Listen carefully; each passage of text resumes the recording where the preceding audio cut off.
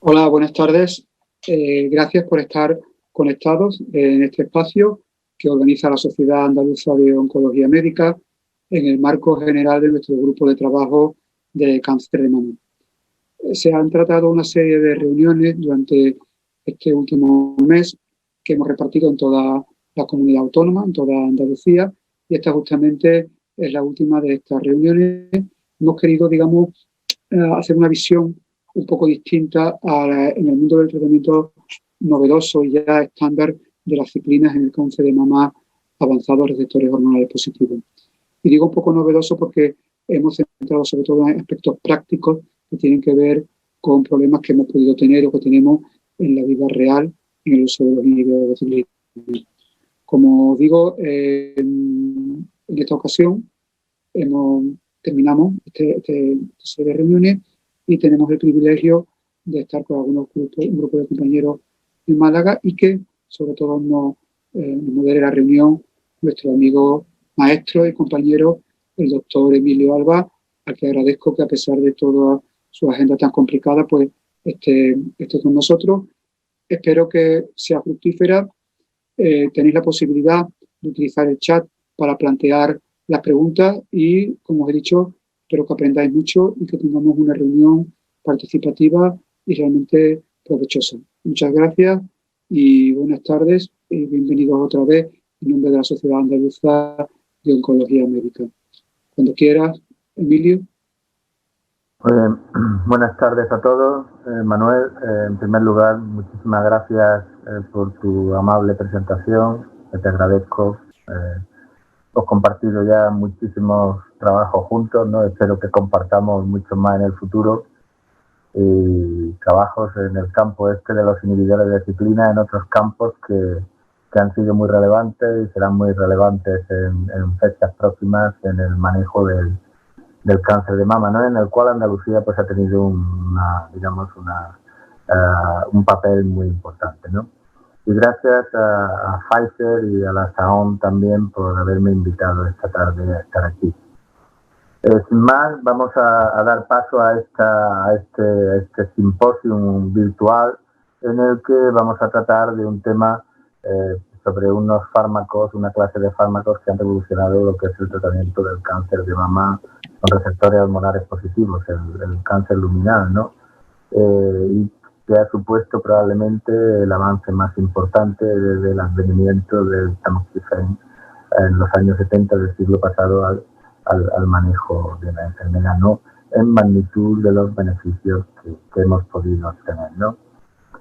Primero tenemos la suerte de tener tres ponentes con un amplio conocimiento del tema y una amplia experiencia en el manejo del cáncer de mama. Es una suerte poder disponer de estos tres ponentes aquí esta tarde que nos van a ilustrar de diferentes ópticas acerca del manejo más enfocado al mundo real de los inhibidores de quinasa dependientes de ciclina, ¿no? Y sin más, doy la palabra al primer ponente, el doctor Francisco Caravante, del Hospital Materno Infantil, que nos va a hablar de cuál es el acceso real a los inhibidores de ciclinas, una revisión de la situación actual. Así que, Paco, cuando quieras. Sí, buenas tardes a todos. En primer lugar, agradecer a la organización de la SAOM y a Pfizer la invitación a esta reunión sobre inhibidores de ciclina en el tratamiento del cáncer de mama. Agradeceros a vosotros, a Manolo y a Emilio, la invitación. Y yo les voy a hablar de cuál es el acceso real a los inhibidores de ciclinas. Y es una pregunta que cuando me la recibí, que era la que tenía que desarrollar, pues al final concluí que lo que quizás debería hacer era esto que he puesto debajo, una revisión clínica de la situación actual del manejo de los inhibidores de ciclinas.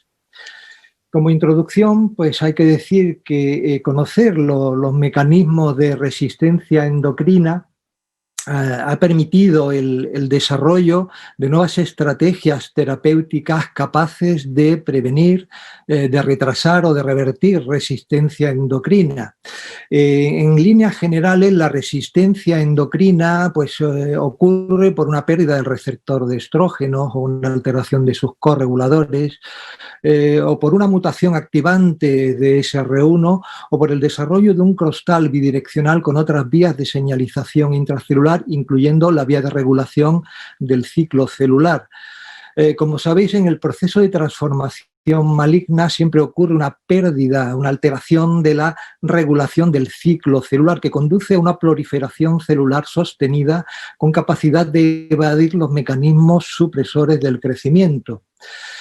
Sabemos que diferentes estímulos mitogénicos pueden activar la vía ciclina de CDK4/6, proteína del retinoblastoma, y sabemos que la fosforilación de esta proteína del retinoblastoma libera factores transcripcionales que permiten la entrada en ciclo celular. También sabemos que la ciclina D es un target transcripcional del receptor de estrógeno, con un papel esencial en la tumorogénesis mamaria y en el desarrollo de resistencia endocrina. Una resistencia endocrina que ha podido ser superada con el desarrollo de fármacos inhibidores de ciclinas, hasta tal punto que estos fármacos han cambiado el paradigma terapéutico en la enfermedad luminal. Como sabéis, en la actualidad disponemos de 3 inhibidores de ciclinas reversibles comercializados, el palbociclib, ribociclib y abemaciclib. Y aunque son parecidos, no son iguales ni en su estructura química, ni en la selectividad inhibitoria por las CDKs, ni en las características farmacocinéticas. Y aunque comparten una potente actividad antitumoral sinérgica con la hormonoterapia, los resultados clínicos publicados hasta ahora han abierto un gran debate sobre la eficacia real de estos fármacos y su implementación en la práctica asistencial. Si revisamos muy brevemente los resultados publicados hasta ahora, pues quiero empezar con resultados del MONALISA 7, en el que tuve la suerte de participar, un ensayo en el que se incluyeron pacientes premenopáusicas y en las que se evaluó la combinación en primera línea de goserelina más inhibidor de aromatasa no esteroideo tamoxifeno más ribociclib o placebo, con unos resultados extraordinarios, con una mediana de supervivencia libre de progresión de casi 2 años y un beneficio significativo en supervivencia global. Segunda línea tenemos los resultados que conocéis del PALOMA-3, en el que se incluyeron pacientes pre- y posmenopáusicos y se evaluó la combinación de palbociclib más fulvestrant frente a placebo y fulvestrant, y en este ensayo se alcanzó el objetivo primario, que era supervivencia libre de progresión, con un incremento en la mediana pues más del doble, pero sin diferencias en supervivencia global, aunque sí se encontraron diferencias en el subgrupo de pacientes con sensibilidad a hormonoterapia previa. En segunda línea también tenemos los resultados del MONARCH 2, en el que se evaluó la combinación de abema y fulvestrant y en el que también se encontró, la población que se incluyó en el MONARCH 2 era una población menos pretratada que la del PALOMA-3, y también se encontró un beneficio en supervivencia libre de progresión, objetivo primario, que era proporcionalmente equiparable al del PALOMA-3, pero en este ensayo también se encontró beneficio significativo en supervivencia global. En primera línea se han completado 3 fases 3 comparados con placebo con cada uno de los inhibidores de ciclina. En estos ensayos se incluyeron pacientes posmenopáusicas hormonosensibles sin terapia previa para enfermedad avanzada. Son los ensayos MONALISA 2, PALOMA 2 y MONARCH 3. En estos ensayos, la combinación de un inhibidor de aromatasa no esteroideo y un inhibidor de ciclina demostró una mejoría significativa y clínicamente muy relevante en tasas de respuesta, tasas de beneficios clínicos y supervivencia libre de progresión, con medianas superiores a los 2 años y con unas hazard ratio similares en los 3 ensayos. A falta de los resultados de supervivencia global, estos resultados sugieren pues, una eficacia similar con los 3 fármacos, y los 3 constituyen estándares de primera línea. También tenemos los resultados del MONALISA 3, en el que se evaluaba la combinación de fulvestrant más ribociclib en primera y segunda línea, demostrándose también una mejoría significativa en todos los parámetros de eficacia, con una mejoría en la mediana de supervivencia libre de progresión, con una mediana de 33,6 meses y con una mejoría significativa en supervivencia global también, tanto en primera como en segunda línea. Más recientemente tenemos los resultados del ensayo FLIPPER, un fase 2, en pacientes posmenopáusicas hormonosensibles en primera línea, en el que se evaluaba la combinación de palbo más fulvestrant frente a fulvestrant más placebo, y como sabéis también se ha alcanzado el objetivo primario con una mediana de supervivencia libre de progresión de más de 30 meses, muy similar al MONALISA 3. Respecto a la toxicidad, pues sabéis que los inhibidores de ciclina se toleran muy bien, tienen poco impacto en la calidad de vida de nuestros pacientes. Los efectos secundarios se manejan fácilmente con retrasos, reducciones de dosis y con tratamientos sintomáticos, y como sabéis, palbociclib y ribociclib causan más toxicidad hematológica, fundamentalmente neutropenia, aunque las tasas de fiebre neutropénica pues son muy bajas. Respecto a emaciclib, pues causa más toxicidad digestiva, fundamentalmente en forma de diarrea, aunque también se han comunicado algunos casos de hepatotoxicidad que es ligeramente superior con el ribociclib, que también puede prolongar de forma reversible el intervalo QTc en algunas pacientes. Pues bien, con todos estos datos que he revisado someramente, pues en la práctica, ¿cómo elegiríamos el inhibidor de ciclinas? Claro, dado que no hay ensayos comparativos entre ellos, pues vamos a tener en cuenta la actividad clínica individual de cada uno, pero vamos a tener en cuenta también consideraciones de toxicidad de cada uno de los inhibidores, las comorbilidades de nuestras pacientes e incluso potenciales interacciones farmacológicas. También tendremos en cuenta cuestiones de acceso en nuestras farmacias y el coste. Y, por supuesto, algo muy importante, la experiencia del oncólogo.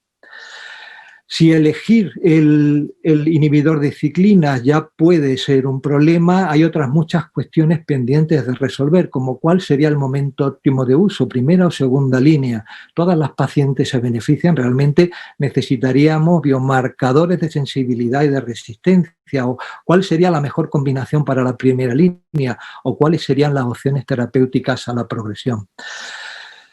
Respecto a la primera cuestión, si analizamos la magnitud de beneficio en bruto conseguida en primera línea y en segunda línea, y tenemos en cuenta que los mecanismos de resistencia endocrina son mayores en líneas avanzadas, realmente la balanza se nos inclina hacia su uso en primera línea.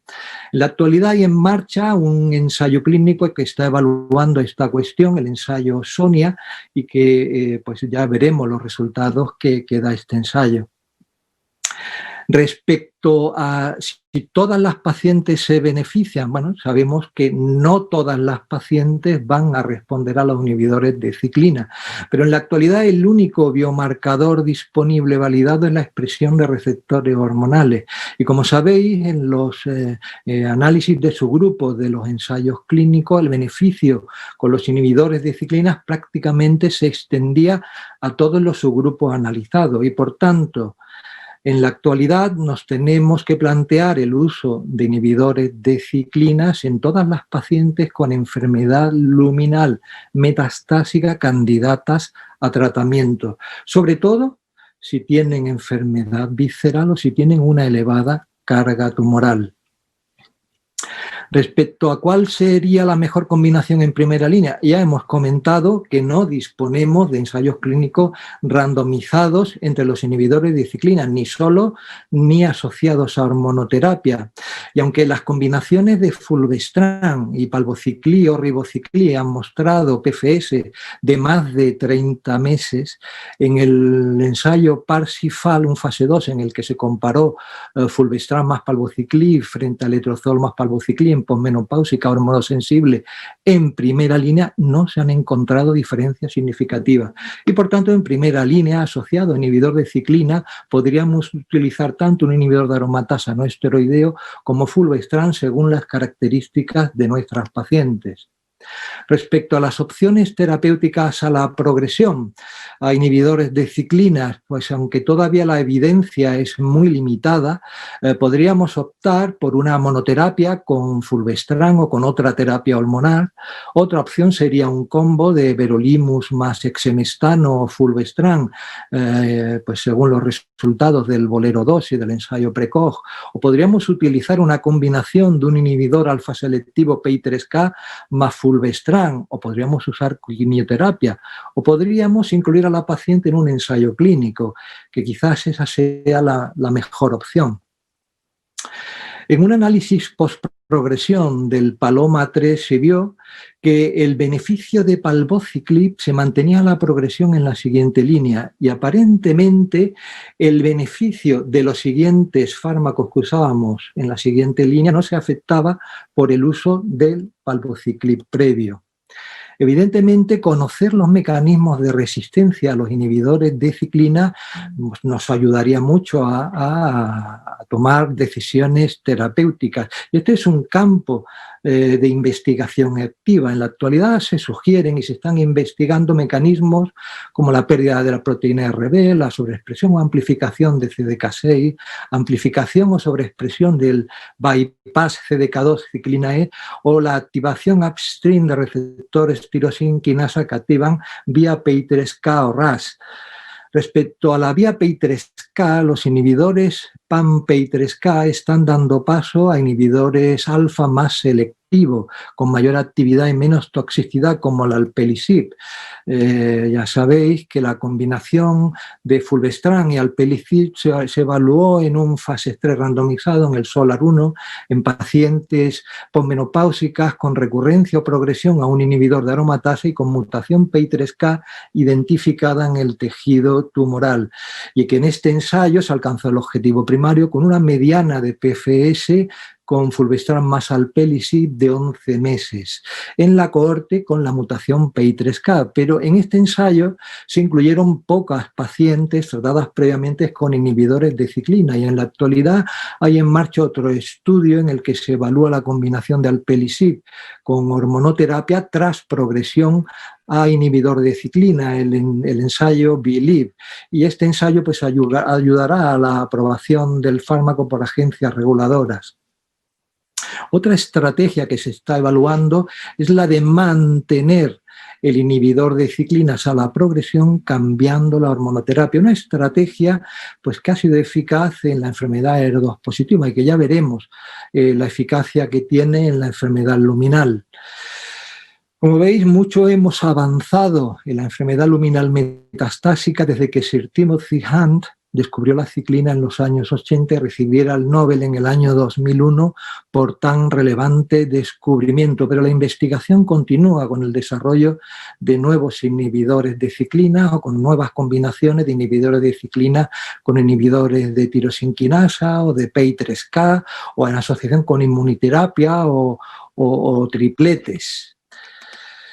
Estaba claro que con estos resultados en un contexto metastásico los inhibidores de ciclina se tenían que ensayar en adyuvancia. Ya tenemos resultados del ensayo PALAS, en el que en adyuvancia comparó palbociclib por 2 años más terapia endocrina estándar frente a terapia endocrina estándar. Pero realmente los resultados no han sido los esperados porque los resultados han sido negativos. A diferencia de lo que se ha encontrado con abemaciclib en el ensayo MONARCH-E, en el que seleccionando una población con mayor riesgo de recaída, sí se ha encontrado una mejoría significativa en el endpoint primario, supervivencia libre de enfermedad invasiva, pero a 2 años. Yo creo que es necesario un mayor seguimiento de este ensayo para confirmar estos resultados. En este ensayo, el abemaciclib se administró a la dosis estándar, 150 miligramos 2 veces al día durante 2 años. Y actualmente está en marcha, como sabéis, el ensayo Natalie con ribociclib y ya veremos los resultados. Este ensayo todavía está reclutando pacientes. Otro capítulo de investigación activa es la neoadyuvancia con los inhibidores de ciclina. En la actualidad están en marcha pues diferentes ensayos con diferentes diseños y diferentes estrategias terapéuticas, incluso diferentes endpoints primarios, con el objetivo de encontrar biomarcadores de sensibilidad y de resistencia, y con el objetivo de optimizar el tratamiento, intentando evitar incluso el uso de la quimioterapia. Sin embargo, como veis, todas estas diferencias en los ensayos, pues yo creo que pone de manifiesto la dificultad para alcanzar los objetivos clínicos y pone de manifiesto la heterogeneidad de la enfermedad luminal.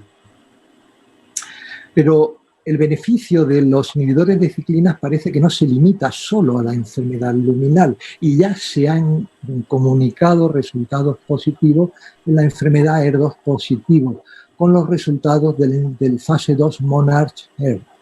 En este fase 2, la combinación de fulvestrant, trastuzumab y abemaciclib encontró una mejoría significativa en supervivencia libre de progresión frente a trastuzumab y quimioterapia, elección del oncólogo en pacientes pretratadas. Y para terminar, contestando a la pregunta inicial de una forma figurada, pues este es el acceso real a los inhibidores de ciclinas. Es un gran portón que nos va a ayudar a limitar el crecimiento de los tumores, el campo biológico de los tumores, pero no creo que solo se limite al cáncer de mama, sino que esto se va a extender seguro a otros tumores. Muchas gracias, Paco. Mantente ahora, luego haremos la discusión al final, cuando todos los ponentes hayan tenido sus charlas, serán aproximadamente unos 20 minutos. Muchísimas gracias por tu presentación. Y ahora damos paso a la doctora Tamara Díaz, que nos hablará de la práctica clínica con ciclinas. Así que cuando quieras, Tamara, adelante.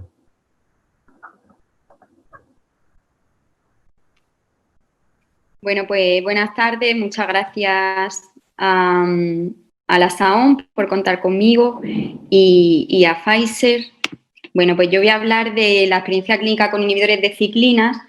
Bueno, como todos sabéis, la aprobación de estos fármacos ha supuesto un cambio radical en el paradigma del tratamiento de la enfermedad luminal metastásica, tanto en primera como en segunda línea. Y bueno, pues como veis, la cantidad de información, de publicaciones que se han generado en los últimos años, sobre todo a partir de la aprobación de estos fármacos, pues bueno, ha crecido exponencialmente, ¿no? Los datos que tenemos son datos procedentes, como ha hecho muy buen resumen el doctor Caravantes, pues de los fase 2 y fase 3 de todos los estudios pivotales que le dieron la aprobación a estos fármacos, tanto palbociclib, ribociclib y abemaciclib, con los estudios Paloma, Mona Lisa y Monarch, que bueno, pues nos han dado datos más que suficientes para incorporarlo en la práctica clínica. Tenemos datos de primera y segunda línea. Sin embargo, como sabéis, la información que obtenemos de los fármacos, de su eficacia, de su seguridad, no solo proceden de estos estudios randomizados, sino que también, gracias a la publicación de estudios en vida real, pues tenemos mucha información que puede ser muy útil en determinados escenarios. ¿Qué nos ofrece la información del Real World Data con respecto a los ensayos clínicos? Bueno, pues todos sabemos que no es igual la población de mujeres que se incluyen en los ensayos clínicos que las pacientes de nuestra consulta todos los días, ¿no? Sabemos que suelen tener criterios de selección que en ocasiones nos limitan un poquito el tipo de pacientes y que no siempre se van a corresponder con la paciente que tenemos delante en la consulta en el día a día, ¿no? Digamos que estos datos de Real World Data pues sí que nos aportan mucha validez externa porque se parecen a lo que vemos todos los días en la consulta. Incluso nos permiten en algunas ocasiones, como ha sido el caso de la aprobación de palbociclib en hombres, pues incluso dar una aprobación en un subgrupo, en una población más pequeñita de pacientes que puede beneficiarse, pero de la que es muy complicado llegar a tener un ensayo clínico randomizado que nos asegure esa aprobación, ¿no? Existen bastantes estudios en vida real. Yo voy a hacer una revisión del IRIS y del Flatiron, que me han parecido los más interesantes. Luego hablaremos también de nuestros datos, de los datos de la unidad. Y, bueno, pues como sabéis, el estudio IRIS es un estudio multicéntrico que incluyó más de 1.000 mujeres, en el que se hacía una revisión retrospectiva observacional de historias clínicas de varios países y se pretendía pues conocer los datos demográficos, de seguridad y también de eficacia de pacientes tratados tanto en primera como segunda línea con palbociclib dentro de práctica clínica habitual. Eran historias de distintos países en los que se iban recogiendo pues, todos los datos de, como vemos, pues, características clínicas, demográficas, patrones de tratamiento, pues, con qué fármacos se combinaban, qué línea habían recibido antes y después. Y también se valoraban la eficacia pues, midiendo el porcentaje de pacientes libre de progresión a 6, 9, 18 y 24 meses, así como también supervivencia global y tasas de respuesta. Aquí tenéis los distintos tipos de pacientes en función del ECOG. Veis que no solo hay ya pacientes de ECOG 0,1, que son los que se incluyen en todos los estudios, sino que también hay pacientes con peor performance status, con más comorbilidades. La enfermedad, pues también había enfermedad tanto visceral como no visceral. El porcentaje de dosis, de ajuste de dosis, pues como veis se situaba en torno a un 20%, quizá un poquito más en la población americana con respecto, por ejemplo, a la de Alemania, pero todo más o menos en consonancia con lo que se ha reportado en los ensayos clínicos. En cuanto a la efectividad, pues bueno, veis cómo se evaluó las tasas de supervivencia libre de progresión tanto a los 6 como a los 12, a los 18 y a los 24 meses y veis cómo se sitúa en torno a un 96-98% en el primer periodo, 95% en el segundo y veis cómo, bueno, básicamente los resultados se asemejan muchísimo a los datos que tenemos de ensayos clínicos. Este otro estudio, la red Flatiron, es un estudio muy interesante, es también observacional, pero lo que hicieron fue a través de una red de sistemas implementado en Estados Unidos, pues recogieron datos de vida real de pacientes que eran tratadas con inhibidores de ciclinas y pacientes que eran tratados únicamente con tratamiento hormonal. Hicieron una comparación gracias a un método estadístico que si queréis, pues hablamos ahora. Esta es la publicación que reportaron en San Antonio del año pasado como resultado de este estudio y bueno, pues vamos a ver cómo tienen una serie de datos, como hemos visto anteriormente, pues tanto de características de las pacientes como de eficacia del tratamiento y seguridad. Como hemos dicho, un análisis retrospectivo y observacional de historias clínicas de vida real, de pacientes tratadas con palbociclib letrozol y también se recogían pacientes que eran tratadas únicamente con letrozol. Lo que se hacía era hacer una descripción de los resultados y como veis se utilizó un método estadístico que es el Propensity Score Matching, que lo que hace es asemejar a la randomización de los ensayos clínicos para que los resultados pues, bueno, sean los más válidos posibles, teniendo en cuenta siempre que se trata de población de vida real. Las características de las pacientes, pues bueno, vemos como las medianas de edad, 65, 70 años, pues son muy similares a lo que vemos en la práctica clínica. Había aproximadamente un 40%, 30-40% de población que era metastásica de debut y veis como también había población no solo con ECOG 0,1, sino también pues 2 y 3. Aproximadamente un 40% de la población tenía enfermedad visceral y también había población incluida con metástasis cerebrales. Aquí tenéis la gráfica comparativa de la población que recibía tratamiento con palbociclib y letrozol, que es la línea roja, frente a la población que recibía únicamente letrozol, que es la azul. Veis como la hazard ratio, pues 0,54, muy parecida a la de los ensayos pivotales, y la mediana de supervivencia libre de progresión, pues también 20,2 meses frente a 11,9. veis cómo cuando hicieron el análisis por subgrupos, también la mayor parte de los subgrupos se beneficiaban. Sí que es cierto que muchos cruzaban el 1, pero bueno, esto es debido a que el número de pacientes en cada grupo pues, era más pequeñito. Aquí tenemos la gráfica de supervivencia global. Veis como también existe una clara ventaja en la mediana de supervivencia global en el brazo de palbociclib y letrozol, que no se alcanzó la mediana de supervivencia global frente al de letrozol en monoterapia, con una diferencia estadísticamente significativa y una hazard ratio de 0,58. Otra vez muy parecido a los datos que tenemos en ensayos clínicos randomizados. Aquí tenéis las dos gráficas comparativas. Y bueno, pues vamos a hablar de los datos de nuestra unidad. Estos son las pacientes en las que se ha iniciado tratamiento con inhibidores de ciclina desde la aprobación del palbociclib en el 2015. Bueno, están divididos en función del tipo de inhibidor de ciclinas que utilizamos, pues bien sea palbociclib, ribociclib o abemaciclib. El abemaciclib claramente el que menos hemos utilizado. Y bueno, aparte de hacer un análisis descriptivo, nosotros quisimos un poco, pues por lo que ha comentado también el doctor Caravantes, que en la actualidad hay muchísima evidencia de la utilización y de la eficacia de los inhibidores de ciclina. Sin embargo, salvo la expresión de receptores hormonales, no disponemos de ningún biomarcador de respuesta a estos fármacos. Entonces, bueno, haciendo un intento de esclarecer un poquito esto, pues hicimos un estudio que presentamos en ASCO de este año, en el que lo que hicimos fue incluir pacientes que se habían tratado con inhibidores de ciclina en práctica clínica habitual en nuestro servicio. Hicimos a la muestra del tumor PAM50 para ver si el subtipo intrínseco molecular se relacionaba con una mejor o peor respuesta a estos fármacos. Incluimos un total de 99 pacientes y, bueno, pues se hizo una recogida retrospectiva de todos los datos de la historia clínica, pues de los datos demográficos, del tipo de paciente, de en qué línea se recibía el inhibidor de ciclinas y se le solicitaba a la paciente un consentimiento pues, para hacer PAM50 a la muestra del tumor de las que disponíamos del mismo.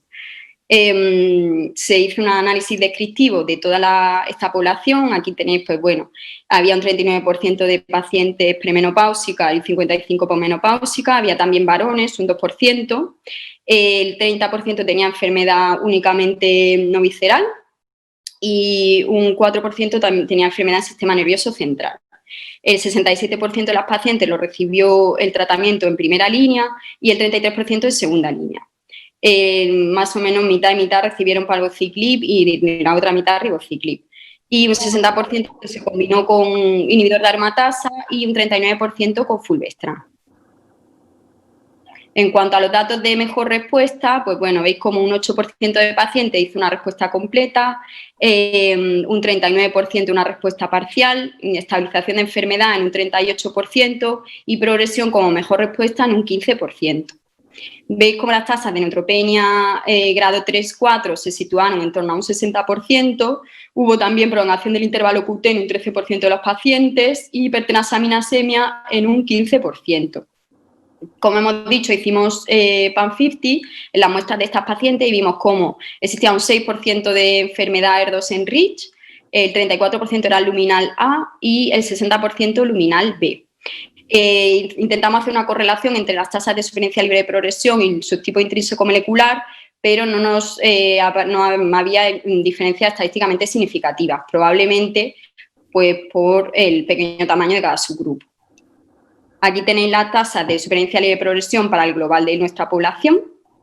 Y bueno, pues un poco por concluir, está claro que los estudios pivotales, que todos los fase 2 y fase 3 con inhibidores de ciclina nos dan una evidencia muy firme para su utilización, ¿no? Que yo creo que esto ya está implementado y que todos estamos convencidos, pero sí que es cierto que los estudios de vida real pues bueno, nos aportan, nos complementan información que puede ser muy útil pues, a la hora de enfrentarte a una paciente de todos los días, de la consulta, nos dan evidencia nueva en estas subpoblaciones que a veces no están incluidos en los ensayos y nos pueden pues, ayudar a tomar decisiones en la consulta.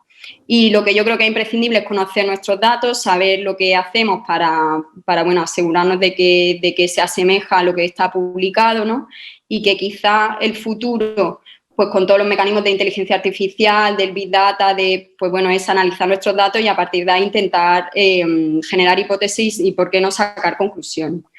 Un poco en relación con esto, quería aprovechar también para presentar este trabajo, que aunque todavía no está publicado, pues ya lo han aceptado y creo que se va a publicar también muy prontito, que es un trabajo liderado por la doctora Ribelles, de nuestro grupo también, en el que a través de un sistema de learning y gracias al análisis de una gran cantidad de datos procedentes de nuestras historias clínicas, se ha conseguido predecir la respuesta a inhibidores de ciclinas en estas pacientes, ¿no? Y ya está. Muchas gracias. Muy bien, muchísimas gracias, Tamara, por la presentación. Luego hay un par de cosas que seguramente que se prestan a la discusión, ¿no?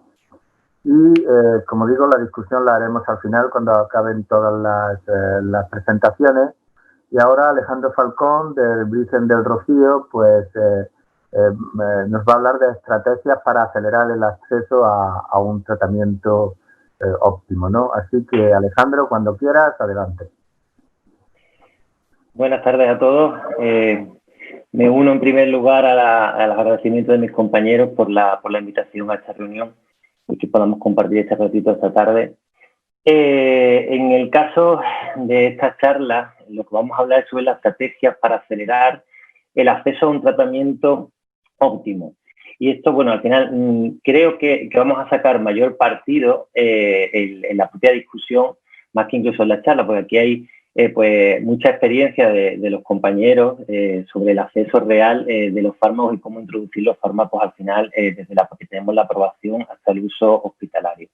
Quizás nos podamos enriquecer mucho más en la discusión de la reunión. Bueno, yo quería empezar con lo que es realmente la conclusión de lo que quiero hablar, que al fin y al cabo no es otra cosa que, ya lo dice la Organización Mundial de la Salud, el acceso a los medicamentos está reconocido como un derecho fundamental de todo ser humano, ¿no? Entonces, al fin y al cabo, esta es la conclusión y el inicio de la charla, porque toda persona debería poder acceder a un medicamento. Y sabemos que eso, bueno, al final depende de dónde vivamos, pues puede ser real o no. Y el acceso lo tenemos garantizado según muchas veces el sitio en el que vivamos. Lo primordial para hablar del acceso a fármacos, lo primero que tenemos que saber es que tenemos que estar formados académicamente y que la formación médica es algo prioritario para el acceso a estos fármacos. Si no estamos formados, si no conocemos estos fármacos, no conocemos las indicaciones o la ficha técnica del fármaco, difícilmente vamos a poder pedirlos para nuestros pacientes. En un segundo lugar, también es importante las actualizaciones y los programas, sobre todo informáticos o bioinformáticos, para también mejorar la gestión de esos recursos e intentar también muchas veces ahorrar costes en posibles pérdidas que podamos tener a la hora de acceder a los fármacos. Con respecto a la formación médica, desde hace unos años ya se publicaron las escalas de beneficio clínico de los distintos fármacos, tanto por ESMO como por ASCO, y muchas veces tenemos que utilizar estas escalas incluso para defender a lo mejor el uso de algún fármaco en el propio hospital, para los IPTs o cualquier cosa que tengamos que intentar solicitar algún fármaco para un paciente. Una de las primeras cosas que ya nos pide la farmacia del hospital pues es demostrar el beneficio clínico de los fármacos, y esto pues ahí os dejo dos enlaces para que los tengáis. Directamente podemos mirarlo dentro de esta Sociedad Europea o Americana de Oncología. Y por último, dentro de lo que es la formación médica para el acceso de los fármacos, quizá deberíamos hablar también o dar una leve pincelada sobre las autoauditorías, que ya pues Tamara ha hablado de algunas autoauditorías que ha hecho, ¿no? del Real World Evidence, de la evidencia y el Big Data de la vida real. Y yo creo que es bastante importante que miremos lo que estamos haciendo para poder luego solicitar estos fármacos y hacerlo con una evidencia ya de nuestra práctica clínica. En segundo lugar, aparte para el acceso de fármacos, aparte de la formación, obviamente la investigación es muy importante y sobre todo en oncología. Ya hace unos años en el estudio de Globocan ya nos decían que aproximadamente en el año 2020, ya lo veremos a finales de este año, unos 277.000 casos aproximadamente de cáncer serían diagnosticados en España durante este año. Y al final esto no es otra cosa que números, pero no solo números, porque evidentemente hay más pacientes a lo mejor con una patología vascular o cardiovascular que pacientes oncológicos nuevos en un año en oncología. Y sin embargo, pues prácticamente 1 de cada 2 ensayos clínicos se centran en oncología. Y esto ya se vio en el 2019 en la Agencia Española de Medicamentos. Veis ahí que prácticamente el 50% de los ensayos que se abrieron en el año 2019 en España eran de tratamientos oncológicos. Y esto, al fin y al cabo, la investigación en los ensayos clínicos lo que nos hace es tener confianza en los clínicos al haber utilizado previamente el fármaco para luego, cuando tengamos la aprobación, poder utilizarlo en la práctica clínica real. Debería ser algo que fuera más universal y no solo en los grandes centros, sino que esto se repartiera por todos los hospitales. Tercera cosa importante en el acceso a los fármacos, evidentemente, es la cuestión económica. Un dato, pues la investigación y el desarrollo de un nuevo fármaco cuesta aproximadamente 2.400 millones de euros y supone un esfuerzo de entre 12 y 13 años de trabajo. Al final, esto es lo que tenemos que trabajar. Tenemos que trabajar en la disminución de esos costes, obviamente, y en optimizar los tiempos del acceso al fármaco. Y este dato, sacado de la página de Farmaindustria, pues es bastante interesante porque quizá a lo mejor si os preguntara a cualquiera de vosotros, todos hubiéramos dicho una cifra un poquito más elevada. Y esto, lo que pone el 7% es en España la inversión que se hizo en medicamentos oncológicos y cuánto supone respecto al gasto farmacéutico total. Estamos en el 7%. Yo, sinceramente, pensaba que estábamos bastante por encima del 7%. Y cuando hablamos del gasto sanitario total, estamos hablando de un 2% en el año 2018. Quizá esta sea la diapositiva que a lo mejor pueda ser más interesante o de la que podemos hablar luego en la discusión. Y no es otra cosa que cuál ha sido el cambio de los mecanismos de acuerdos de contratación que los diferentes laboratorios han tenido con las políticas nacionales y locorregionales a la hora de la aprobación de estos fármacos y de intentar cuál sería digamos, la contratación del fármaco en los distintos centros. Los mecanismos tradicionales pues sería la negociación por portafolio o el acuerdo precio-volumen, pero existen nuevos mecanismos más innovadores y quizás pues, puedan dividir un poco el peso del coste de cada fármaco. Por un lado tendríamos los acuerdos de riesgo compartido, los descuentos indirectos o el techo de gasto. El techo de gasto ya es conocido por todos, sobre todo por los inhibidores de ciclina, que ya todos hemos escuchado hablar de techo de gasto constantemente. Y esto no es otra cosa que, bueno, pues acuerdan un determinado precio o un determinado límite de dinero y a partir de ahí, pues digamos que lo subvencionaría el propio laboratorio y lo previo lo subvencionaría o lo pagaría, digamos, en nuestro caso, la Junta de Andalucía. Los descuentos indirectos y los acuerdos de riesgo compartido, muchas veces pues se llega a un acuerdo, por ejemplo, los 2 primeros ciclos del tratamiento son gratuitos y a partir del tercer ciclo pues llegaríamos al 50%. Bueno, no son otra cosa que al final acceder, una manera innovadora de acceder y de compartir un poco el gasto y el peso del gasto. Os traigo aquí bueno, el estudio de SEON, de la Sociedad Española de Oncología Médica, del año pasado, sobre el acceso a fármacos. Fue una encuesta que se realizó a los diferentes hospitales, se le envió la encuesta a 146 hospitales y finalmente participaron 84, de los cuales había pues representación prácticamente de toda la geografía española y de diferentes tipos de hospitales. En este estudio lo que se medían son distintos fármacos y el acceso que teníamos en los distintos hospitales a estos fármacos. Y se incluía el cáncer de mama, pues se incluía el ribociclib y el palbociclib, estos dos inhibidores de ciclina. ¿Cuáles fueron los resultados del estudio? En un primer lugar, pues se habla de una situación preocupante por una falta de equidad entre los distintos centros y entre las distintas comunidades autónomas. Y también una diferencia en tiempos desde la aprobación del fármaco hasta el uso hospitalario o desde la autorización de la Comisión Europea al uso hospitalario. Y ahí vienen algunos de los ejemplos, por ejemplo, con los inhibidores de ciclina, que hablamos desde la fijación del precio reembolso hasta el uso de una mediana que varían entre los 5 meses aproximadamente, que en el caso del palbociclib, con un mínimo de 1 mes en algunos centros y un máximo de 12 meses en otros. Esto también igualmente desde lo vemos con el ribociclib, desde la aprobación de la autorización europea hasta el uso, y es más o menos de 8,75 meses, con un mínimo de 5 meses y un máximo de 18 meses. Al fin y al cabo, cuando se ponen a analizar y ven cuáles son los motivos de estas diferencias, es que un gran porcentaje de los oncólogos identifica ciertas barreras en el acceso a estos fármacos.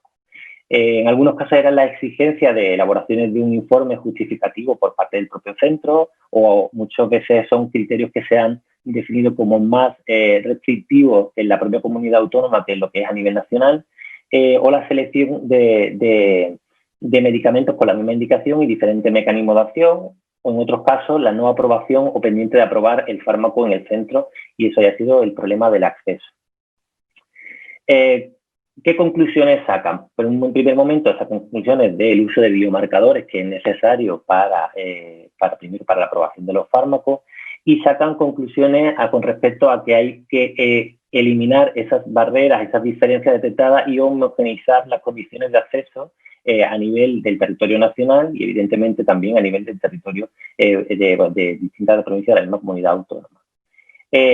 Solicitan transparencia por parte de las comisiones y la organización decisora de la aprobación de los fármacos, y eliminar las barreras autonómicas y hospitalarias. Y, por supuesto, hablan de mejorar los tiempos en el contexto de la aprobación de estos fármacos. Eliminar esos procedimientos burocráticos que muchas veces tanto cuestan, como los informes que tenemos que hacer muchas veces dentro de cada centro para que nos den un fármaco, cuando ya se ha aprobado por parte al final de otros compañeros a nivel nacional, ¿no? O ya hay quizá un informe por parte de la Sociedad Española de Oncología Médica que avala el uso de ese fármaco. Y por último, la última conclusión que sacan es medir los resultados en salud, que no es otra cosa que lo que ha hablado Tamara, de hacer auditorías y mirar realmente qué es lo que estamos haciendo, de hacer nuestros propios real world data, ¿no? Por otro lado, traigo un estudio del doctor, bueno, de una serie de expertos, del doctor Cortés, que hablan un poco del acceso general de los fármacos, y en un primer lugar también prácticamente ve lo mismo, que son las diferencias en la equidad a nivel mundial, y saca una serie de conclusiones. Lo primero que nos dice es que todos los países deberían revisar las políticas de regulación de los precios y realizar cambios en caso de que es necesario, y también da un toque de atención a las empresas farmacéuticas, hablando de que el mercado oncológico, pues que necesitan que sean justos los precios y más transparentes a la hora de realizar, digamos, esas negociaciones con los hospitales o con las agencias regulatorias. Un detalle, solo el 10% de los países incluidos en el estudio, o sea, estaban disponibles, solo el 10% de los países incluidos en el estudio estaban disponibles todos los medicamentos que se consideran esenciales por la Organización Mundial de la Salud, y solo el 37% estaba en un mínimo de 20 de esos medicamentos. O sea que la diferencia es abismal. ¿De qué nos hablan también? Pues nos hablan de diferencias en el diagnóstico a tiempo de las patologías oncológicas.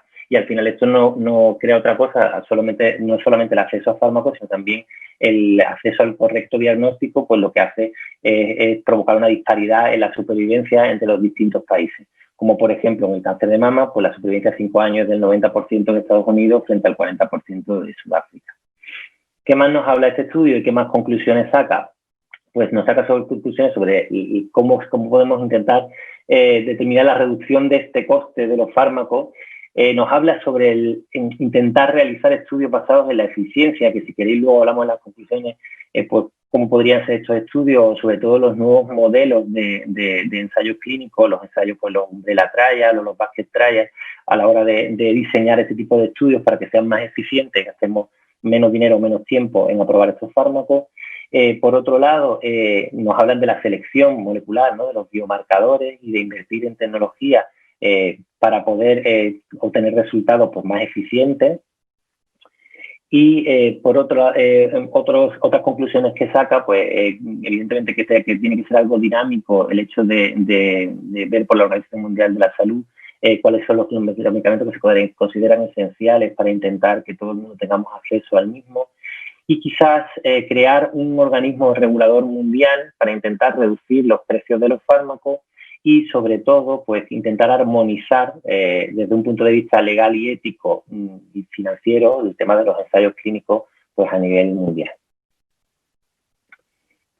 Concluyo con una frase del estudio, dice: el medicamento de éxito verdadero no es solo el que es seguro y eficaz, sino también el que es accesible y se utiliza de forma apropiada por todos los que necesitan en cualquier parte del mundo.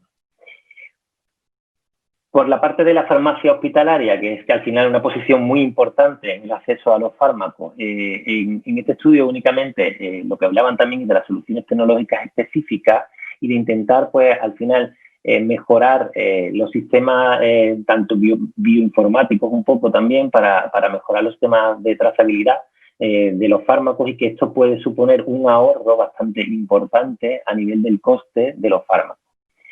Y para terminar, conocer un poco cuál es el posicionamiento de la Sociedad Española de Farmacia Hospitalaria con respecto a los fármacos antineoplásicos, ¿no? Al fin y al cabo coinciden muchas cosas con la sociedad, casi la mayoría, con la Sociedad Española de Oncología Médica, y bueno, muchas veces son más críticos a la hora de hacerle el acceso a los fármacos, portan un poco, o ellos quizás tienen un punto de vista distinto al no ver a los pacientes, y quizás muchas veces son mucho más críticos que nosotros con la realización de los estudios, ¿no? Y dicen, pues, que no aportan todos el mismo beneficio, lo cual todos sabemos que es real. Nos hablan sobre la escala de beneficio clínico y de usar estas escalas de beneficio clínico para poder luego solicitar los fármacos y seleccionar bien los fármacos que vamos a poner. Y incluyen también que incluyamos una evaluación farmacoeconómica que incluyamos, digamos, estas evaluaciones en los ensayos clínicos y en los distintos fármacos a la hora de comenzar, perdón, que se me había quedado. Y hablan sobre todo también otra vez de optimizar los tiempos y de eliminar trabas burocráticas que al final tanto tiempo suponen y gastamos tanto tiempo en intentar conseguir ese fármaco, y esos meses que al final pueden ser muy importantes en la vida del paciente. Esta aprobación de nuevos medicamentos, los medicamentos sobre todo que suponen un gran impacto, tiene que ser por parte también del Ministerio y venir acompañada de una financiación específica, y que no sea algo poco, que digamos que haya una equidad en las distintas comunidades autónomas. Por último, también nos hablan de lo mismo que nos decía Seón: determinar los resultados en salud debe ser una prioridad, y mirar lo que estamos haciendo y mirar nuestros real world data, pues es algo importante a la hora de ver nuestros propios resultados y poder defender el acceso quizá o la utilización de algunos fármacos. Nos dice, por último, que la industria farmacéutica debe ser también corresponsable en la sostenibilidad del sistema, y no, pues, digamos que al final los fármacos no sean excesivamente elevados el precio y podamos continuar con la sostenibilidad del sistema público de salud. Y, por supuesto, eliminar acciones ineficientes, y volvemos a lo mismo, que no se hagan dos informes sobre lo mismo y cuando ya está hecho por otros profesionales. Como conclusiones, pues que la gestión al final eficiente de recursos en el acceso a los fármacos oncológicos es una cuestión multidisciplinar, que no solo nos incluimos nosotros los profesionales de la oncología, sino también la farmacia hospitalaria, la propia industria, los laboratorios y los políticos. Que la promoción de ensayos clínicos sea algo esencial para el acceso precoz a los fármacos, para utilizarlos y para conocer ese manejo precoz de los distintos fármacos oncológicos. Nuevas estrategias de mercado para asegurar el acceso a los fármacos y que sea por un coste reducido o lo más reducido posible para la sostenibilidad del sistema, y eliminar esas trabas burocráticas para intentar una equidad en el sistema y a nivel nacional. Muchas gracias por vuestra atención, y si queréis, pues, doctor Alba, pasamos a la discusión. Muchas gracias, Alejandro. Y ahora, pues, vamos a pasar a la discusión con los ponentes. Yo animo a todas las personas que estén conectadas a que hagan las preguntas vía chat que estimen oportunas, ¿no? Después de estas tres excelentes presentaciones que han digamos, nos han dado una perspectiva desde una revisión del estado del arte en la situación de la inhibidora de quinasa dependiente de ciclinas. Luego, los datos de vida real y factores predictores, en último lugar, acerca de eficacia y eficiencia y cómo armonizar y compaginar todo esto en el contexto de los sistemas sanitarios tan tensionados financieramente en la actualidad, pues todos los conectados les animo a que hagan las preguntas por el chat que crean necesarias, como preguntas, anotaciones, reflexiones, en fin, lo que quieran, lo que quieran, ¿no? Mientras tanto, pues yo voy a empezar un poco, ¿no? Un poco en orden. Y la primera pregunta es para el doctor Caravantes, que bueno, nos ha presentado un estado del arte, ¿no? De cuál es la situación de benignidad de quinasa dependiente de ciclina. Y bueno, en cáncer metastásico hay controversias, no muchas, hay controversias, pero está claro que hoy día, como él ha presentado, pues la mayoría de las mujeres que tienen receptores positivos se benefician de este tratamiento, ¿no? Pero yo le quería un tema controvertido y que ahora es una cuestión candente en la situación actual del conocimiento, ¿no? Paco, ¿cómo interpretas tú los resultados tan dispares del PALAS y el Monarchy? Porque claro, en metastásico podemos hablar más cosas, pero estos son resultados que son muy, en fin, o inesperados o que no son concordantes. ¿Cuál es tu reflexión y cuál es tu interpretación de esos datos? La verdad es que esa pregunta yo creo que Pfizer se la sigue preguntando desde que conoció esos resultados. ¿Qué diferencia a esos dos ensayos para que haya una discordancia tan grande, negativo o positivo? Realmente eso no lo sé. Si uno mira datos, cosas que se han ido contando de estos ensayos, pues que ha habido un porcentaje muy alto de pacientes que suspendieron el tratamiento con valvociclib. Las tasas de allá de si eran 40 y tantos, cerca de un 50% de pacientes que discontinuaron el tratamiento antes de lo previsto. Si tú quieres encontrar resultados de mejoría y la mitad de las pacientes tienen que suspender el tratamiento, algo está pasando ahí. Algo no se ha diseñado bien y yo no sé si eso por ahí puede ir una cierta parte de la contestación. Otra cuestión que se habla, pues yo no sé si las poblaciones que se han seleccionado realmente en el PALAS eran la adecuada para obtener diferencia.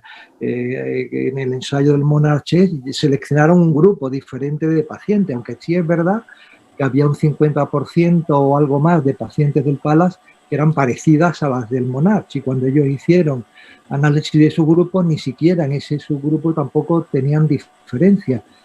¿Diferencia respecto a que esté en el fármaco? No lo sé. Aparentemente los datos en metastásicos son muy parecidos, pero tampoco son iguales. Y a lo mejor eso es todo lo que estamos viendo también en la adjuvancia. No son iguales los fármacos. No sabría contestar. Yo quizás pienso más en la selección, en el diseño, en cómo se ha hecho, en que muchas pacientes han tenido que suspender el tratamiento antes de lo previsto y yo creo que ahí probablemente radique más el problema, es lo que quiero pensar, porque es que no puede haber tanta diferencia entre los inhibidores de ciclinas con lo que ya conocemos hasta hoy, tanta diferencia. A mí me sorprendió realmente. Me gustaría hacer un comentario, Emilio, si me permites. Sí, claro, por supuesto. Bueno, yo estoy totalmente... a Manolo y cualquiera de los ponentes, que está abierto a la discusión. Yo estoy totalmente de acuerdo con lo que ha dicho Paco.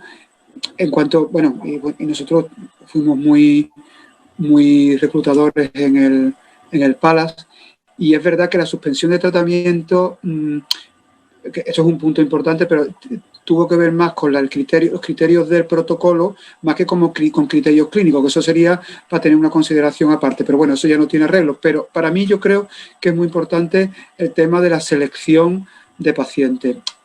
Porque recuerdo que cuando estábamos reclutando yo mismo tenía la sensación que se iba a repetir un poco lo del Affinity, que ya se dijo en ASCO, que este era el último ensayo que se realizaría así, y mira tú por dónde hicimos uno muy parecido, que es no seleccionando bien la población. Hay que tener en cuenta, y bueno, y creo que no es lo mismo población global que análisis de subgrupos, que los análisis de subgrupos, como siempre decimos, es para crear hipótesis. En la población global, la población es de bajo riesgo, porque había muchos pacientes de estadio 2, eso hizo que tuviéramos un reclutamiento tan grande, y cuando se cambió el protocolo para una población de riesgo clínico, que esto también es un punto importante, mayor, pues estábamos ya casi, creo que más de la mitad del reclutamiento total. Yo creo que el acierto del Monarch ha sido elegir por riesgo biológico por primera vez, que la perfección quizás se hubiera alcanzado si se hubiera añadido un riesgo biológico genético, añadiendo PAM50 o cualquier otra tecnología de plataforma genómica a la hora de seleccionar el tratamiento adyuvante. Por eso creo que este ha sido el éxito de Monarch, en el sentido de que se ha elegido una población con un riesgo biológico mayor. Aparte de otras cuestiones de tipo práctico, de cómo era el protocolo, yo no participé, pero bueno, aparte de otras cuestiones, yo creo que esto puede explicar. Esperemos que en el caso del Nathalie, en el que estamos ahora mismo, que es una población que podemos considerar intermedia entre los dos, tengamos resultados favorables. Pero yo creo que el punto está en que la población era de bajo riesgo, y también, yo esto lo he dicho por activa y por pasiva, creo que, con todo mi cariño y respeto al Steering Committee, no se podía esperar de ninguna manera eventos con el tiempo de seguimiento que se ha tenido para esta población. Es que era imposible que en el tiempo las pacientes ni con palvo ni sin palvo recurrieran. Vamos. Hombre, parece que hay datos modernos, ¿no? De estudios que se van a presentar, bueno, seguramente se van a presentar la semana que viene en San Antonio, con hormonoterapia sin inhibidores de ciclina, y lo que parece que, independientemente de la rama en la que caigan las pacientes, la supervivencia libre de enfermedad está por encima del 90%, ¿no? En todas las circunstancias, ¿no?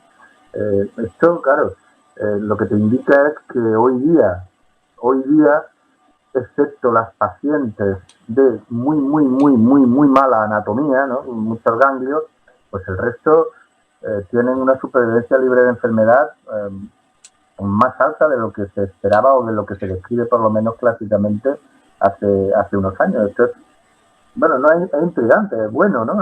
Pero es difícil de explicar. Probablemente esta sea una de las razones, aparte de las que se han descrito aquí, el abandono del PALAS. Es que, curiosamente, en el PALAS hay más tasa de abandono en adyuvancia que en los palomas metastáticas, ¿no? Es curioso, ¿no?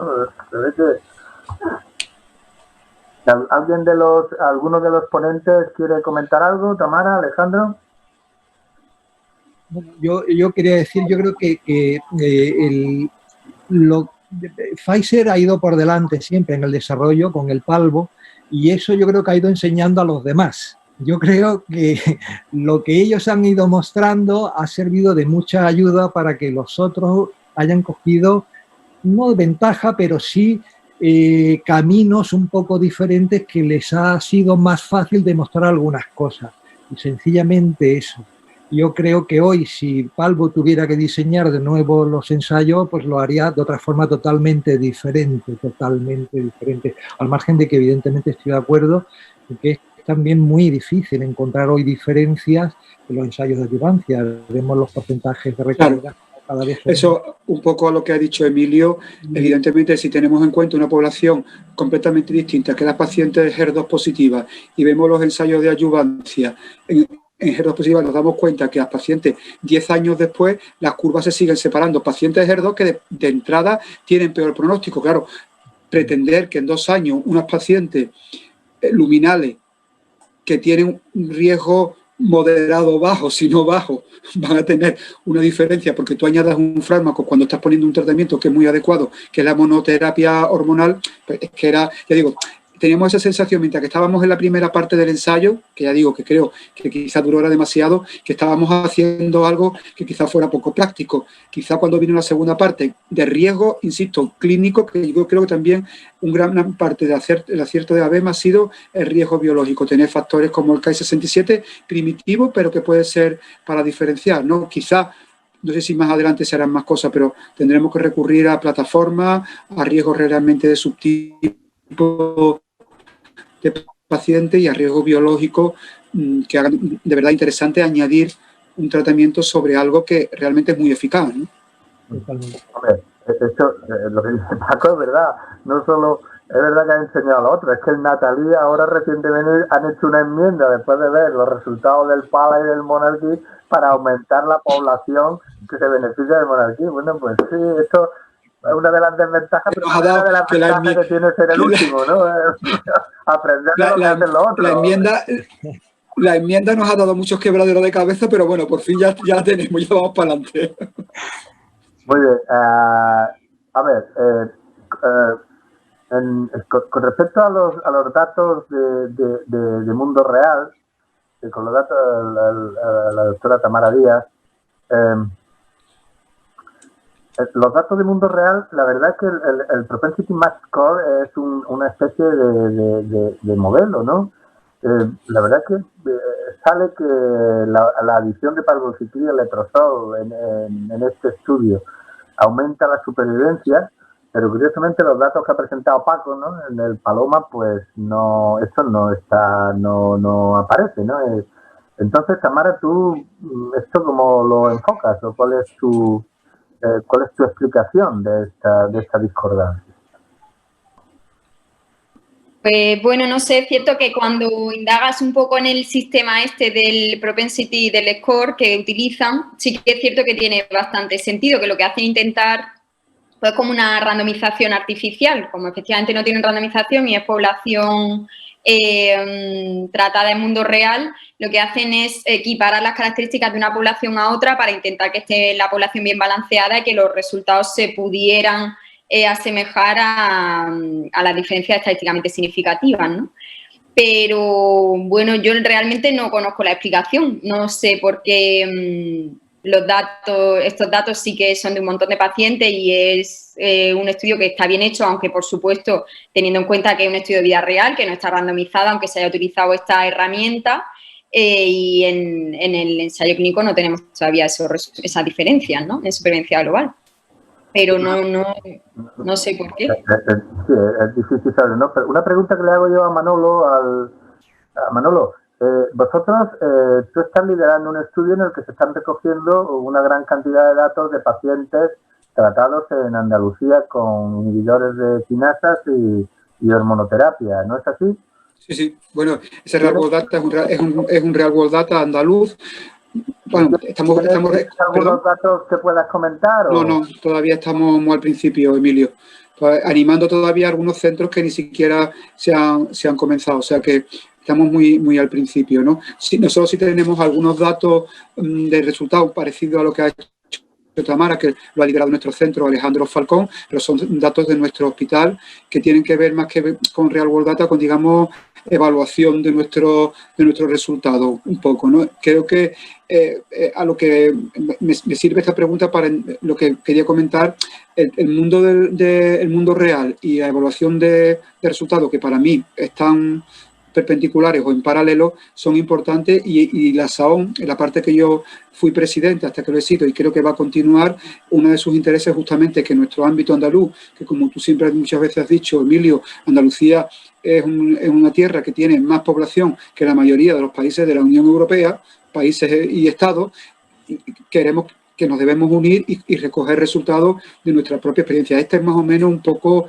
la iniciativa o la perspectiva que planteamos con este proyecto, que como ha pasado en el caso de Palbo, posiblemente por ser los primeros, pues tendremos muchos fallos, pero bueno, los doy por bueno porque nos van a enseñar muchas cosas. También hay otro proyecto que está liderado desde Málaga por Elizabeth Pérez, que tiene que ver con la inmuno, pero en cuanto a los resultados todavía es pronto, porque todavía estamos, que esas otras, las dificultades de tipo burocrático, administrativo y demás que tenemos por hacer trabajos de este tipo que no están que tiene una sponsorización por la industria, en este caso Pfizer, va a ser fundamentalmente Palvo, pero con muchas dificultades de tipo administrativo y de nuestros propios hospitales. Espero que pronto, en cuestión de unos meses, te pueda responder de manera más concreta a la pregunta. Entiendo que esta experiencia no solo con Palvo, con todos, ¿no? Bueno, en este caso, la verdad es que se quiso empezar con todos, pero por la muestra pequeña que vamos a plantear, se va a centrar de entrada en Palvo porque va a ir con un grupo control y era muy difícil, contando el tiempo que teníamos y el rango de tiempo en el que se iban a incluir los 3 inhibidores de quinasa. De momento se va a hacer con Palvo y que en un futuro posiblemente pues se hará con todo. Ya te digo que aquí hubo una serie de problemas de sponsorización. En este caso, Novartis, que también estaba al principio, pues no estuvo de acuerdo con el hecho de que hubiera un brazo sin tratamiento o con la monoterapia. Entonces se cayó, en fin, hubo que cambiar la muestra, perdimos posibilidades, digamos, financieras y tuvimos que ser prácticos. Yo preferí tener un poco a no tener nada, ¿no? Entonces, digamos que diseñado inicialmente para inhibidores de ciclina, en la realidad es Palvo frente a monoterapia en primera línea en un tiempo concreto, o sea, en un tiempo y con la voluntad de que realmente pacientes con tiempo que vayan entrando, de manera que sean entradas reales, que no se eliminen pacientes que hayan ido mal, y también dando la posibilidad de que haya una equidad en todos los centros, de manera que los centros grandes no avasallen a los centros pequeños en un tiempo determinado, de manera que si en ese tiempo cada centro no ha cumplido con los pacientes que se han asignado, que pueden requerir 15 o 20, pues entonces sí será competitivo y entrarán los centros más grandes. Esa es más o menos la filosofía para que realmente se trate de un estudio de vida real con los menos sesgos posibles y aunque no estemos utilizando el propensity score exactamente, ¿no? Emilio, yo una cosilla que sí quería decir, porque quizá a lo mejor lo que habéis dicho, que se me ocurre ahora pensando, que no, la verdad que no lo sé, pero con lo del Flatiron, con el brazo control o comparador, yo no sé hasta qué punto eso es coetáneo o quizá los pacientes con los que comparan con un brazo hormonal únicamente son pacientes a lo mejor que sean más antiguos, ¿no? Yo lo digo porque al fin y al cabo, lo del Propensity Score es lo que ha dicho Tamara, no es otra cosa que al final una estrategia o un mecanismo de intentar aleatorizar algo que no está aleatorizado per se, y no sé si es que el brazo control, al final esos pacientes son de una base de datos que tienen los americanos y entonces no sé si es que no son coetáneos en el tiempo o son a lo mejor no tenían acceso a fármacos posteriormente porque estamos hablando de hace 3 años, de otros fármacos que hayan utilizado, no sé. Se me ocurre por pensar a lo mejor la diferencia o el alcanzar esa significación en la supervivencia global. Y por otro lado también comentar lo que estamos hablando del Real World Data. Nosotros sí hemos analizado nuestros pacientes en nuestro centro. Tenemos 307 pacientes que se han tratado con inhibidores de ciclina en distintas líneas. En primera no hemos diferenciado en línea. Algunos de ellos son del uso compasivo incluso y entonces son de líneas posteriores a segunda línea. Y bueno, lo que nosotros quizá encontramos a la hora de ser un poco más interesante eran sobre todo el tema de las reducciones de dosis, ¿no? Que en el caso de nuestro centro las reducciones de dosis eran superiores, aproximadamente un 10% superior en palvociclib y en abemaciclib y un 10% inferior en ribociclib. Entonces no sé si es que nos ajustábamos más a la ficha técnica o menos, o quizá a lo mejor que el Real World Data real de la consulta, que es lo que hablábamos, son 22 pacientes y no son 14, y quizá eso nos hace muchas veces pues plantearnos la reducción antes o no tenemos muy claro cuál es digamos, sacar las conclusiones sobre eso, pero bueno. Y por otro lado también, aprovechando lo del Real World Data de SAOM, con palvociclib, quizás, yo he trabajado muchas veces con Tamara en este aspecto y estoy encantado de volver a trabajar de nuevo y quizá a lo mejor pues unir muchas veces los Real World Data de los distintos centros andaluces, pues puede ser, es que tenemos más pacientes que cualquiera de los que se hayan presentado en vida real, ¿no?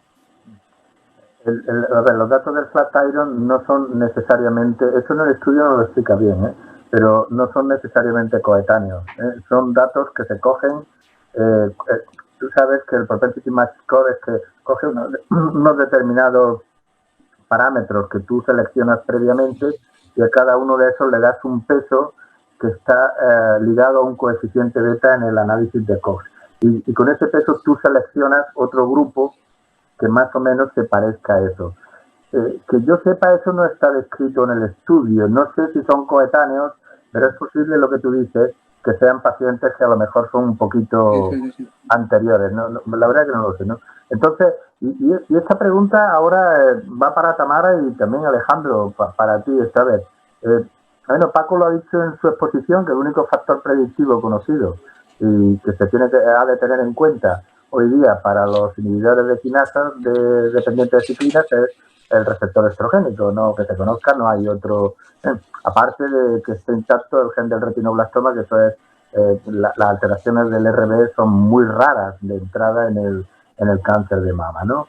Pero lo que ha presentado Tamara, su estudio, el estudio de subtipos intrínsecos, en San Antonio de 2017 se presentó un póster de FIN, del Paloma, en el que en una esquinita ponía digamos, la eficacia de los inhibidores de ciclina según los subtipos intrínsecos, ¿no? Y entonces él veía que en aquellos subtipos intrínsecos que no son luminales por PAM50, la eficacia era muy baja. A expensas no de que no fuera eficaz el inhibidor, sino que probablemente no era una población hormonosensible, ¿no? Eso es lo que Tamara ha presentado. Tamara, ¿tienes actualizado esos datos o qué estás pensando hacer para reclutar más pacientes en este proyecto tuyo? Claro, ese trabajo, el que presentamos en ASCO del año pasado, bueno, de este año, y tenemos 98 pacientes, que ahora mismo hemos actualizado ya todo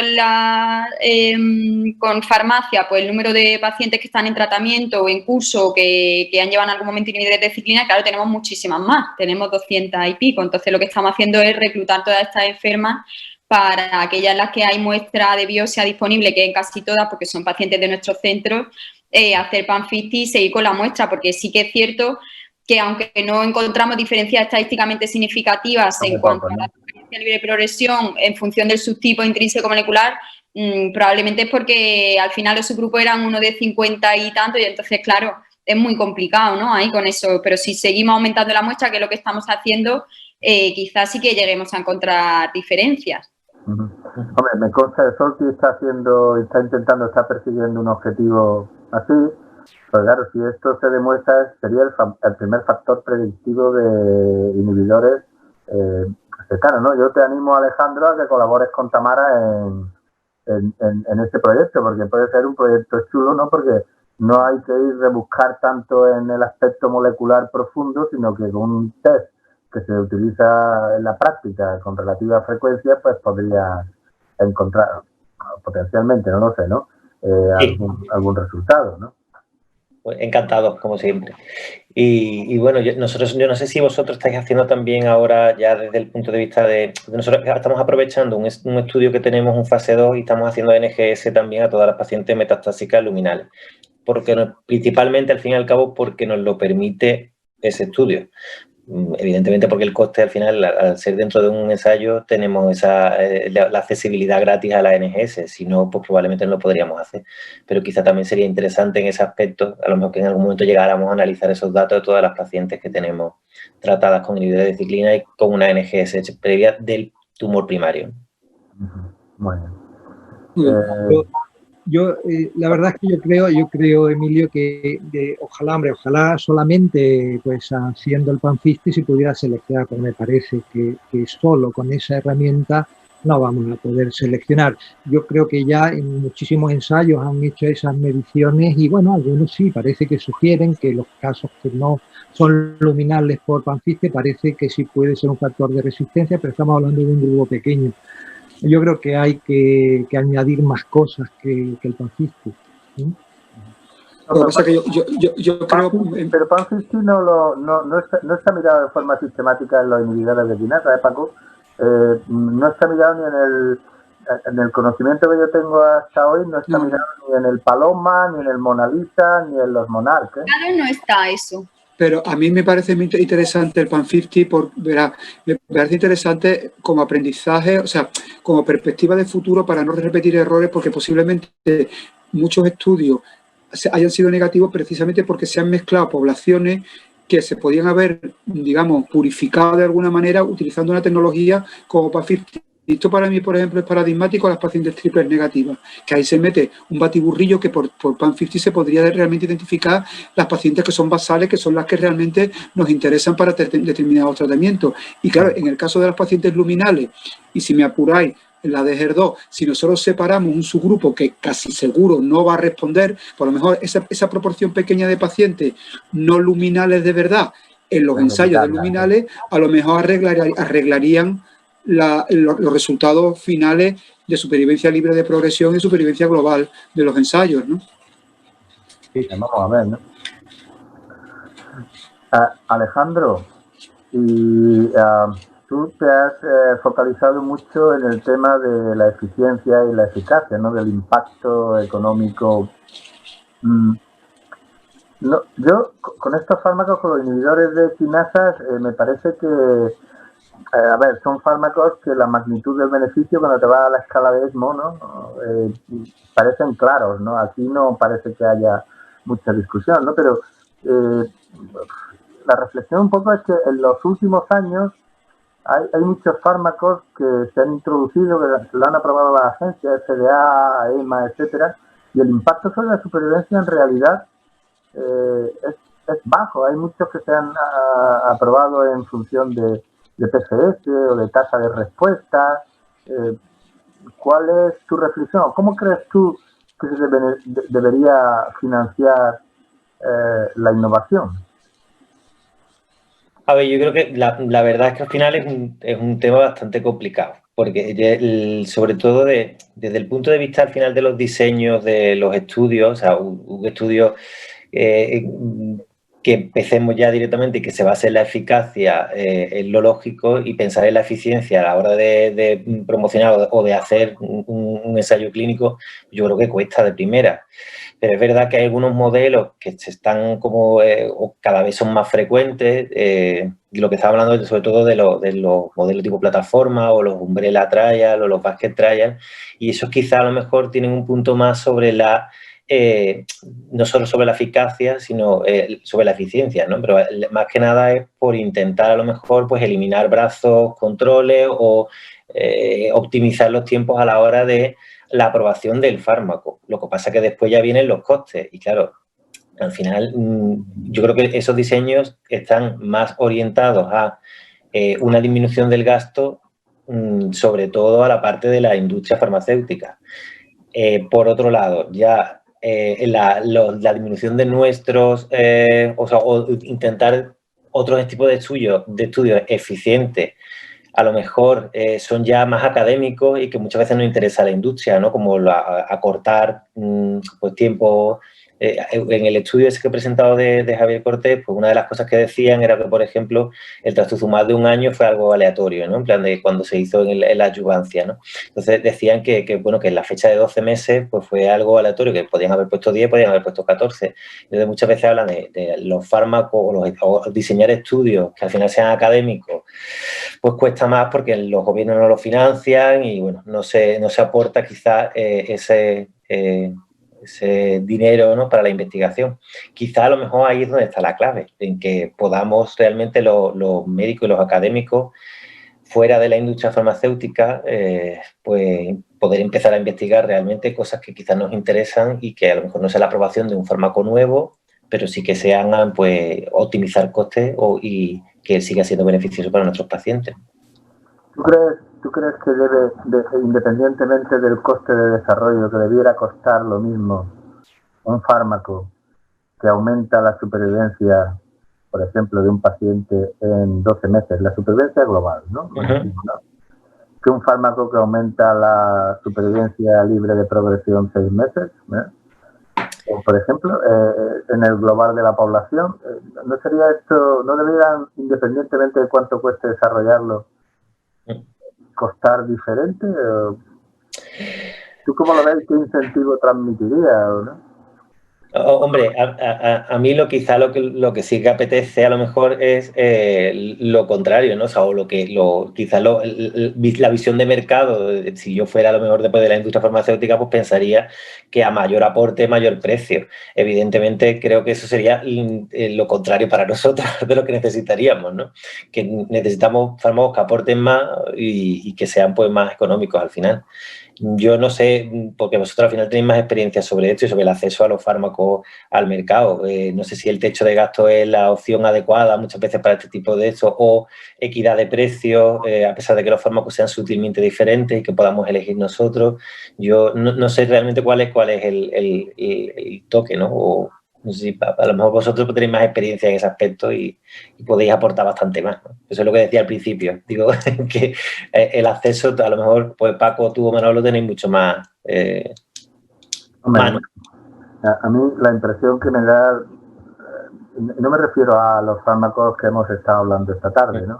Porque la verdad que estos fármacos sí que verdaderamente aportan el cáncer metastásico, es claro que aportan un aumento de PFS y de supervivencia, como se ha dicho aquí, y en la adyuvancia esperemos que por lo menos para ciertas poblaciones también mejoren las cosas, ¿no? Pero hoy día, y sobre todo en los fármacos antidiana y en algunas de las indicaciones de la inmunoterapia, hombre, estamos confrontados ante ganancias muy pequeñas desde el punto de vista con tiempo a la progresión muy bajos, estadísticamente significativos, pero que a unos precios exorbitantes, ¿no? Por eso es la reflexión de que a lo mejor el coste importa en función de lo que, o el coste debería estar de alguna manera relacionado con los beneficios, ¿no?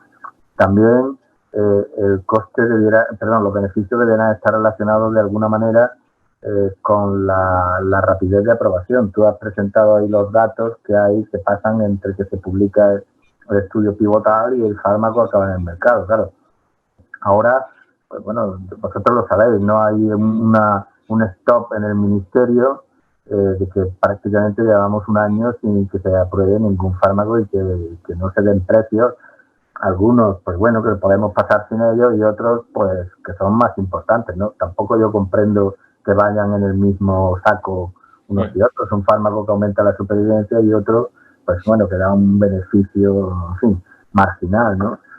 La verdad es que es complejo. Probablemente el sistema de asignación de precios pues tiene que cambiar de alguna forma, y esto la vacuna del coronavirus también nos lo está enseñando, ¿no? Nos está enseñando una cosa muy importante, que es que cuando se quiere y se echan recursos, se encuentran soluciones a los problemas, ¿no? Después de ver que en 7 meses se haya hecho una vacuna para el coronavirus, que no ha existido vacuna para el coronavirus nunca, ni en las personas ni en los animales, y que se haya hecho una vacuna con ARN mensajero, que no se había hecho tampoco nunca, y se haya hecho en 7 meses, hombre, esto lo que te transmite es que probablemente para algunos cánceres no haya tratamientos, pues porque no se ha puesto suficientes recursos encima de la mesa, ¿no? Parece, yo qué sé. Sí, estoy de acuerdo contigo. Porque claro, el coronavirus pasará, se han muerto entre 6 y 7 personas por cáncer en España, mientras por cada muerte de coronavirus este año. Pero claro, el coronavirus se resolverá no sé cuándo, pero seguramente el año que viene, pero el cáncer no.